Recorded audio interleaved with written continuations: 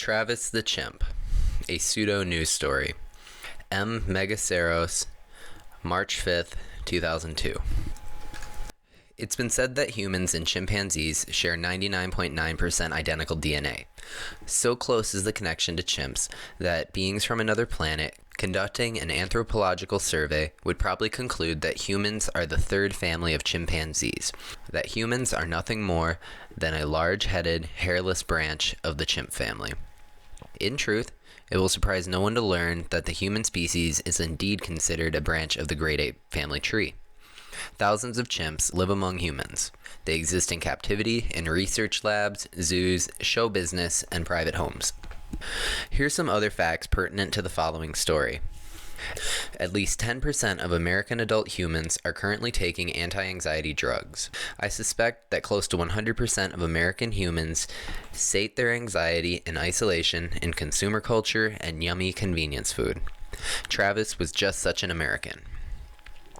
Travis was a 1990s TV star. Highlights in his career would include his work in commercials and several television sitcoms. He was born in the zoo. His parents were two captive chimpanzees. His career was long and extremely profitable for his owners. In his retirement, Travis lived in a suburban house. He was considered very bright. He was able to use and to flush the toilet, wear clothes, and was able to open the house front door with his own key. He was able to get his favorite snack foods from the kitchen when and as often as he pleased. There was also a large Tupperware bowl filled with a special mixture of Cheez-Its and Corny Bugles. His favorite burger was a yummy BK Double Whopper with bacon.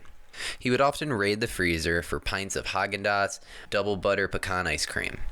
Like other Americans, he became obese on this diet.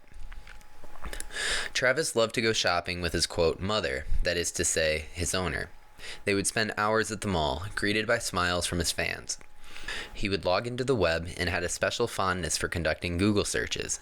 He loved looking for images of cute cats. His computer screensaver showed a tiny tabby cat clinging to the bottom rung of a ladder. The caption read, quote, "Hang in there, baby." Though it is doubtful that Travis was able to read it, he seemed to enjoy it very much. His owners joked to her visitors that Travis was trying to, quote, figure it out like a puzzle. Still, by all measures, Travis was a, quote, good monkey, as a friend of the family would later put it. So well behaved was he that he went everywhere with his owner in the car.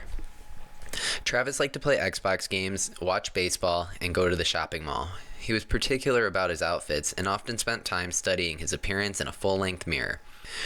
When on an outing, he would often spot a patrol car or policeman. When this happened, he would become visibly happy, bounce, smile, and point.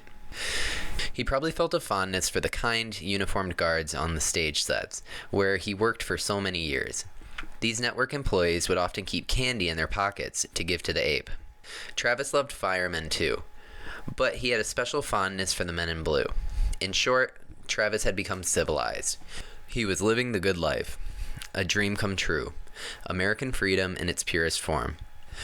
When Travis began to develop symptoms of anxiety and had panic attacks, his owners put him on Xanax, a potent anti-anxiety drug. This increased his appetite even further and caused Travis to be lethargic and sometimes confused and short-tempered. One morning, Travis asked to go on an outing to the park. Frustrated, his, quote, mother flatly told him no. She told Travis that she was far too busy to go outside. Travis asked repeatedly to be let out. Perhaps, she said, if he was well behaved, they might go to the strip mall for ice cream cone later. To this disappointment, Travis began to exhibit symptoms of extreme anxiety. He rocked back and forth, hugged himself, and ran from the front door to the back.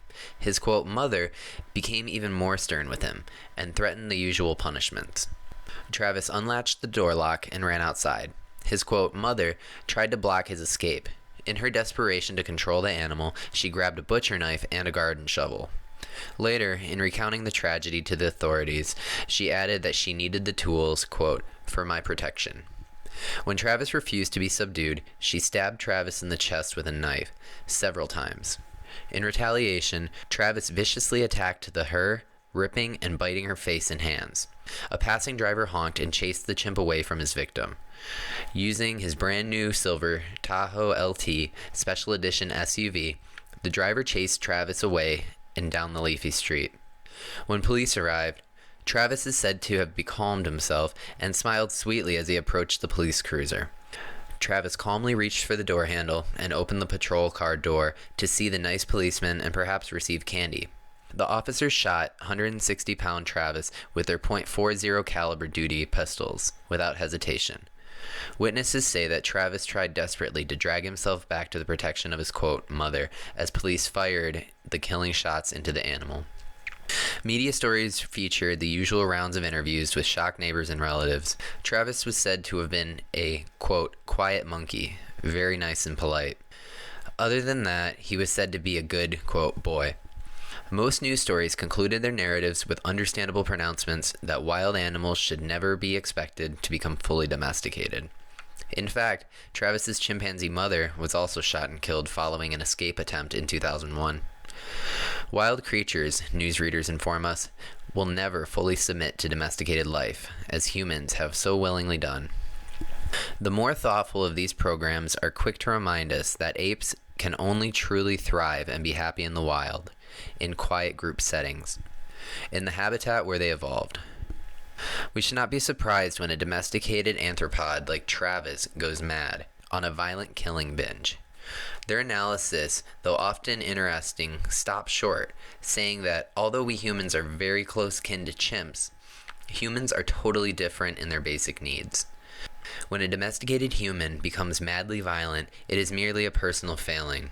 In their speculations, these stories never seem to describe the habitat that humans evolved in, or call attention to our distance from that habitat.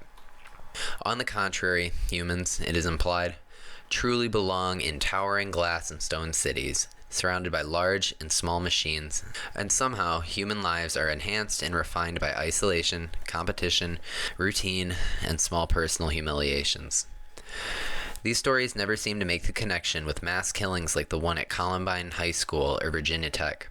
These stories attempt to teach us the lesson that intelligent, well-adjusted humans are satisfied to live a vicarious and mediated life, working long hours and eating bulk processed foods, watching the raging colored lights of computers and TV screens.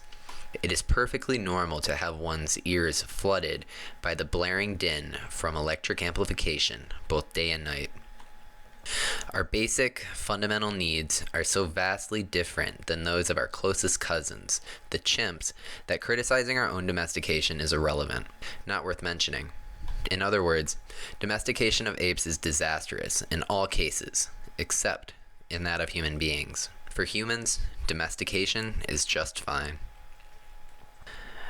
Travis the Chimp, a Pseudo news story. M.Megaceros, March 5th, 2012.